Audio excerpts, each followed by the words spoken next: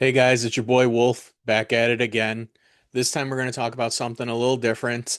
Uh, Everyone after a while gets a little wrestlinged out, and I figured now that we're more than halfway through 2025, I'd like to talk about some video games. They're another one of my passion along with wrestling. And I've met a good number of people from video games, playing online. I don't really play online that much anymore. It's gotten too toxic. Um, the last time I actually played online was with my former boss. Um, he liked to drink a little vodka and lemonade and get a little tipsy and call out some people, and I had a lot of fun beating up on 12-year-olds while playing Call of Duty. But I haven't done that in probably a year now. Mostly I just play video games for the fun of it to escape reality because we all know how much fun reality is right now. So with that, my friend Crono, he's not really photogenic. He doesn't like being on camera. He doesn't like talking. So he actually went ahead and gave me some commentary to use for this as kind of a counterpoint or an agreement or whatever, just some statements that he had. I consider Chrono the sage of video games. I'm going to put a picture of him probably on this side. And then on this side, I'm probably going to put a screenshot of the video game cover. I don't know. We'll figure it out. I'll figure it out in post production. But my friend Chrono, he's got more platinum trophies on PlayStation 5 than I got bones in my body. So he texted me his commentary on all of this. Before I get started with that, though, a little bit of house cleaning or keeping. I want to probably say that I'm going to switch videos to Tuesday, Friday versus Monday, Friday. There's just not enough time between Friday and Monday for me to be able to get you guys the best content possible. At least with that additional day, if I really need to, I can record Sunday night and have all of Monday to edit and prepare for upload. But I want to take a second to really talk about this platform and what it's being used for. There's a lot of people on here that moan, complain, bitch, and just don't like other people's content. Um, I want to break out a quote, like old school quote from a man that, well, it's attributed to Voltaire, although most said that he's never said it. It was his biographer that said it. If you don't know who he is, you're probably never going to know who he is. But if you want to read about a philosopher or his work, Voltaire, Voltaire, go ahead and Google him. He does a lot of absurd commentary. It's a little difficult to read because obviously it's from the 17th century and it was translated from French, I believe. So with that said, I just want to get this quote out of the way. And he said this in response, or it was said in response to something that he would disagree with. And it reads, I disapprove of what you say, but I will defend the death your right to say it. I've been trying to watch more YouTube videos here on how they do things, especially production values, production wise. If they mention what they use, if they, talk about what they're using or how they go about doing things. Um, and there's something that really starts bothering me when a lot of the content is reactionary to other content, such, as my own. Nobody's really commented on my own negatively, but it's the style of things that these people complain about. And so it kind of got me fired up into the fact that I want to actually comment on it. You see these things on Twitter that, they complain about, WWE does this, AEW does that, Hulk Hogan did this, Vince McMahon did that. And there's people that are going on YouTube, and what they're doing is they're not offering their own opinion. They're not offering their own commentary. They're attacking the people who are saying it. To me, this is the cheap heat of YouTube. You're not really doing anything. You're basically going out there and, if you're out in the ring and you're cutting a promo and you start bagging on the local sports team, you're trying to get that cheap heat. And that's exactly what some people are doing here. They're going on here and they're saying, oh, the basement dwellers or they're people that still live in their parents' basements. Those jokes from 15 years ago, just stop. You're just embarrassing yourself already. Um, they talk about how like, oh, podcasts are one-sided. They only offer the person's opinion. Yeah. Yeah, they are. That's why they're here. That's why I'm doing this thing. This is supposed to be a discourse, an opening to discourse between the podcaster and the listener. So if I say something on here, you guys are welcome to go into the comments and voice a different opinion. But I'll always say that if you don't agree with my opinion, then give one back. Give your own back. Don't sit here, create your own YouTube video talking about how comments are one-sided. Why don't you just come in here and talk about my content here? Why don't you come on here and talk about how you disagree with the content or disagree with anyone's content? Go to them directly. Stop being sad, stop being embarrassing, and stop trying to ride the coattails of others who are putting the work in, and all you can do is complain about them doing the actual work. So I got a little heated there. I'm sorry about that. But this is something that's really been grating on me for a while. Just because, and it's one of the reasons why I really held off doing something like this, is because people are so quick to just say something that say, you suck, or I disagree with your opinion, or you're not right. But then they never actually comment on what they feel is right. Most opinions, there's no right or wrong. There's just an idea in my head or an idea in your head about something that you feel very strongly about. And so if you disagree with that, come back with your own opinions. State why I'm wrong. State why this person's wrong. State why they're not correct. Don't just sit there and attack the individual. So, that's all I got to say about that. There's a way to open discourse. It's the Socratic method, give and take, back and forth. But, these people who are complaining the loudest, talking about, the people, wrestling podcasters being one-sided and everything, you know, maybe that's true. And probably that's what people want because they have more than 10 viewers than you do. So, go ahead. Feel free to comment. Feel free to return, fire. This is an open shot to anyone and everyone that if you don't agree with my opinion, go ahead and say why.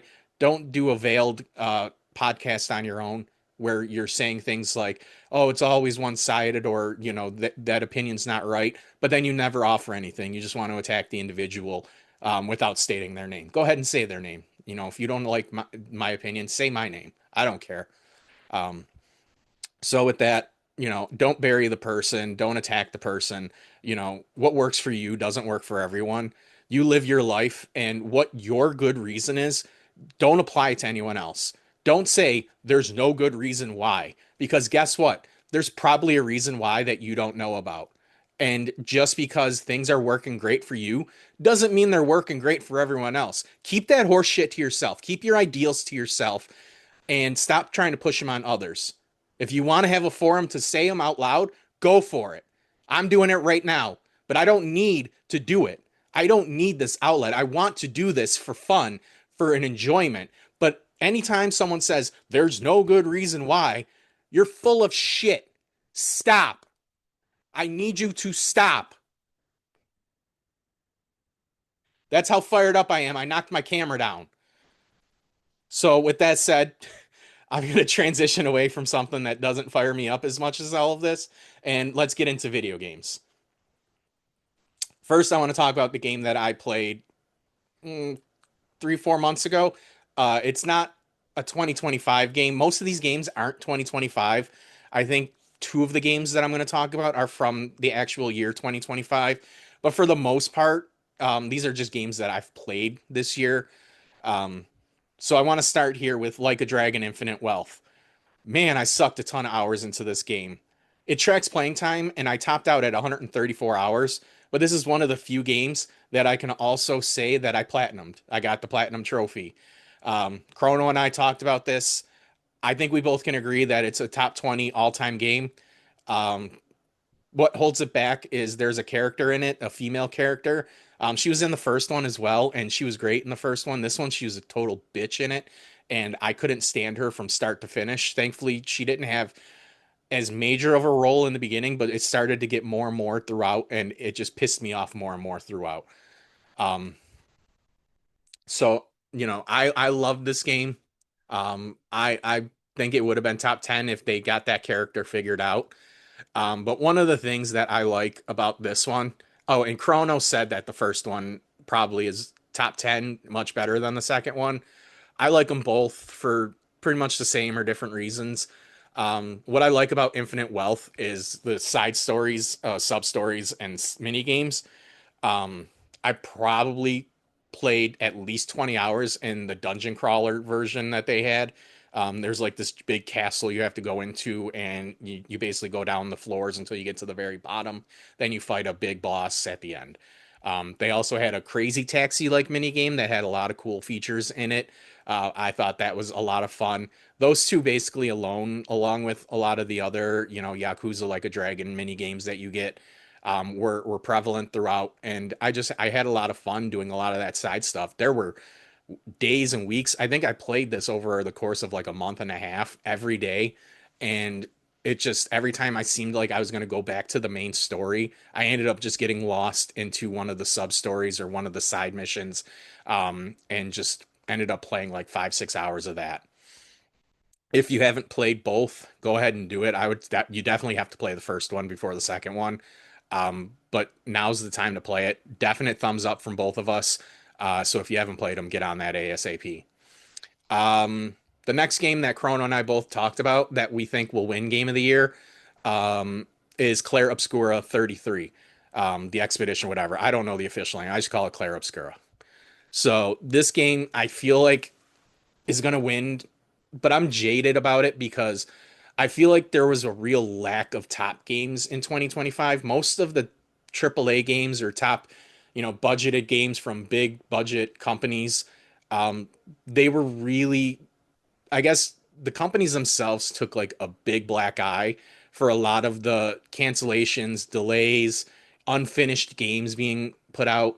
Um, so Claire Obscur definitely did a great job of getting their game out, and I think it was a great game. I'm not in love with it as much as everyone else behind it, but this was one of the real major games that came out that had buzz behind it and lived up to the hype that it was given prior to coming out.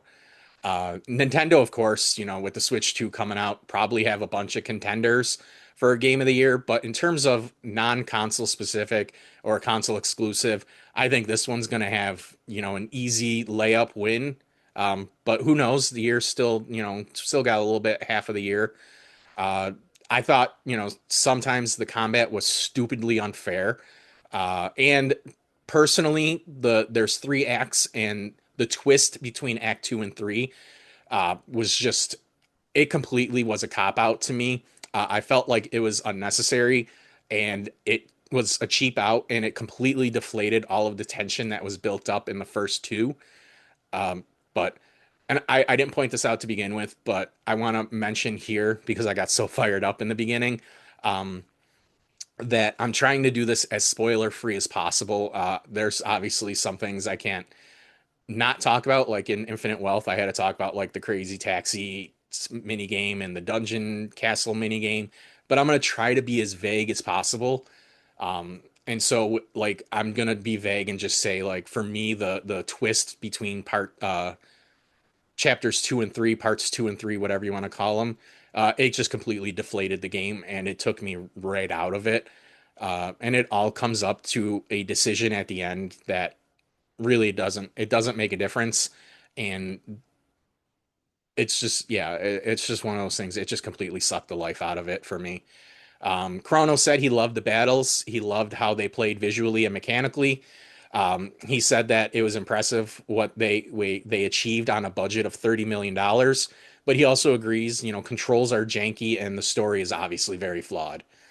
Um, Next, I created this phrase and it's called a buffer game. I don't know if it exists. Maybe I heard it before, but in my mind, it's something I created because every time I tell Chrono about it, he doesn't really he understands what I mean now, but at first he didn't understand. It's a game you play when you play two games of a similar genre, and what you want to do. It's a buffer game. It's literally the buffer between the two. It's meant to be a palate cleanser. It's meant to kind of take you out of that first game and get you prepared for the second game. I want to talk about what I consider the greatest buffer game of all time, and that's the Promise Mascot Agency. I played this between Infinite Wealth and Claire Obscur, and I thought it was It's a fantastic game on itself. Not even as a buffer game, it's a fantastic game, but as a buffer game, it's absolutely brilliant. Um, I'm pretty sure, I'm convinced that it became mascots when, because I feel like originally this is supposed to be like a love hotel, like you're supposed to be managing prostitutes. It's an exiled Yakuza member sent to this like desolate, broken town, and he's there to manage mascots. I think that it was originally supposed to be prostitutes because it takes place. The main hub is a love hotel, and a lot of the um, script, a lot of the references are very much to prostitution and love hotels and that sort of stuff. And I don't know if maybe they were told that's too explicit or if they realized it midway through and decided to go completely satirical and turn them into these random weird looking mascots. But it's a great game. Funny enough, the voice of the main character in Infinite Wealth is also the voice of the main character in Promise Mascot Agency. So if you play them one after the other, it's going to be like just like a seamless transition. Um, so I would say definitely get this game, play it. I got it on sale. I would say get it on sale if you're not totally sold on the genre. Or it's not meant to be a serious game. It's meant to be fun and silly and over the top. And so if you're really concerned about that, then I would say wait for it to be on sale. I played Banisher's Ghosts of New Eden. I really liked it. It was janky. It felt janky. The controls were super janky for me. Um, Again, some of the enemies were tougher than the bosses themselves. Like it was extremely unbalanced as it got further and further into the game. But I felt like the story really sold it. The story is great, and I think it's worth a play. I got it on sale. Again, if it's on sale, I would say pick it up. I think I paid like 17.99 for it. But if you have PlayStation Plus, it's on there for free. So there's no reason to try to get that in, try it out. Let me know if you like it if you do play it. Let's just do a bulk here of sports games. They're like the man or woman that you hook up with, and for the first 30 seconds, it's great, and then, you stop seeing them, you stop doing whatever, but they're like your fallback. They're like I need something, let's go to them. You go 30 seconds, you're like, oh man, why did I ever stop doing this? And then after that, you realize this is why I stopped doing it. Um, I will say WWE 2K25 was refreshing. I love the island mode. The GM mode sucked, but the career mode was pretty good. I enjoyed that. I enjoyed the fact that you had to play both as a man and the woman. But I originally got it. I wanted it for the island mode because I know what NBA 2K25 and their city mode was like.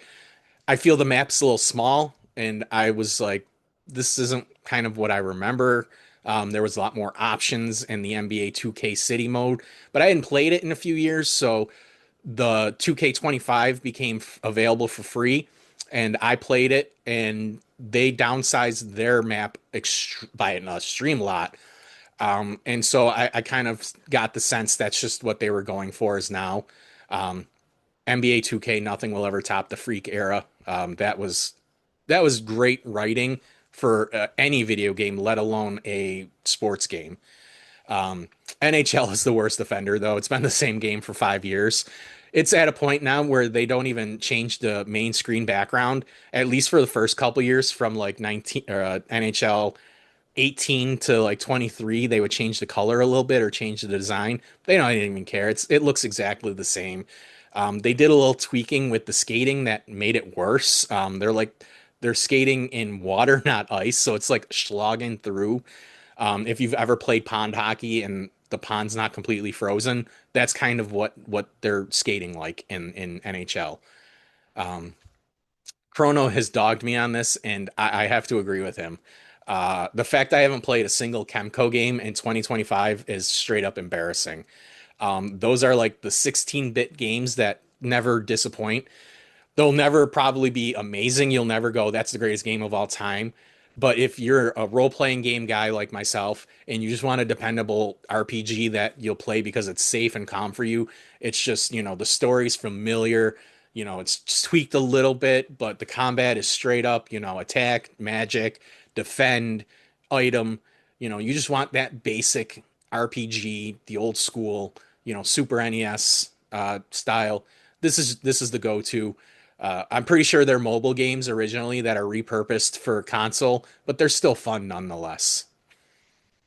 In that same vein, I want to end with talking about the game that I am currently playing, which is Death End Request Code Z. There are two previous entries into this that were seriously some of the most fucked up games that I've played.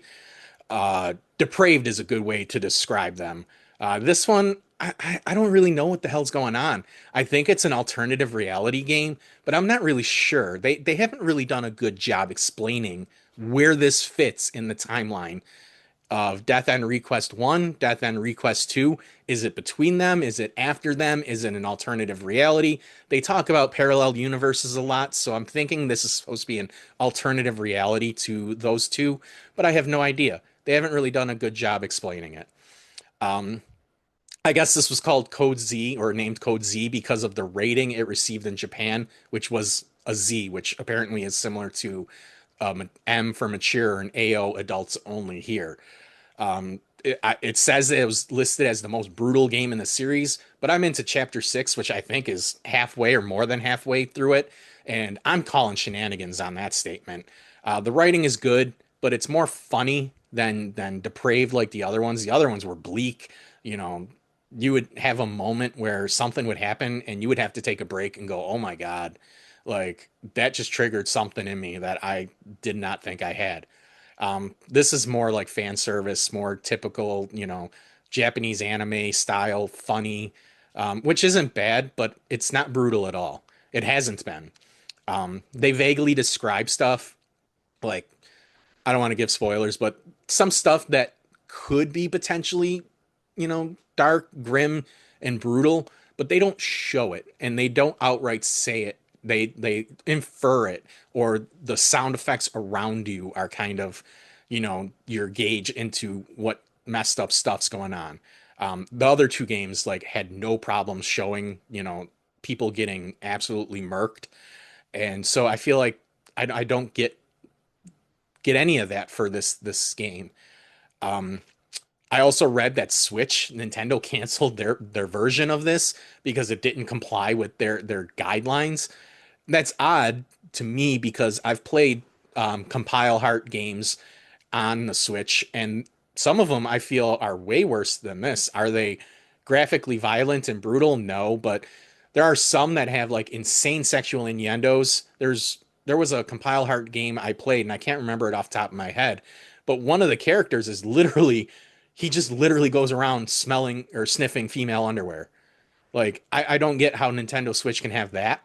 But then this game, which up to this point has been very, very mild, um, but that's Nintendo for you. That could be a whole episode on its own on their stupid double standards. Um, and I said this is in the same vein of Kemco because it's made by Compile Heart. It's it's made by them, but then it's published by um, Idea Factory, which is similar to me, like Kemco. These are more like the PS2, PS3 style RPG games, whereas Kemco is more a Super NES. Uh, these are still, they'll scratch that RPG fix and never really disappoint. There's never really bad games, there's just okay to really good. Code Z is something that's completely different. It's like a isometric top-down dungeon crawler. I will say it's better than those first-person ones that they often schlep out. Um, Not Compile Heart or Idea Factory, just Japanese RPG games in general. Some of them will put out that first-person dungeon crawler where you just go straight, left, right.